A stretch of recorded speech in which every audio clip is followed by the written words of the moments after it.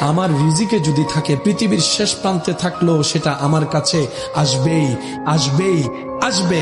যদি আমার তকদিরে না থাকে, টেবিলের সামনে খাবার থাকলেও সেটা আমার কখনো পেটের মধ্যে যাবে।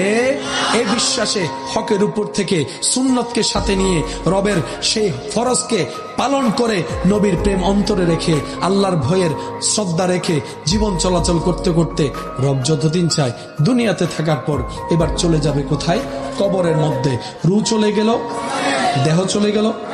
রব যতদিন চাই মাটিতে থাকবো, উঠবো আমরা হাসরে। হাসরে যাওয়ার পর রব যখন দয়া করবে চলে যাব আমরা জান্নাতের মধ্যে। মনে রাখবেন, মানুষের জীবনের কোনো শেষ। বেঁচে থাকে কি দেহ দিয়ে না রূহ দিয়ে? রূহ কখনো মরে? সেজন্য আল্লাহ কোরআনের মধ্যে বলেছেন, কুল্লু নাফসিন যায়িকাতুল মউত। একটু জোরে বলি না সুবহানাল্লাহ।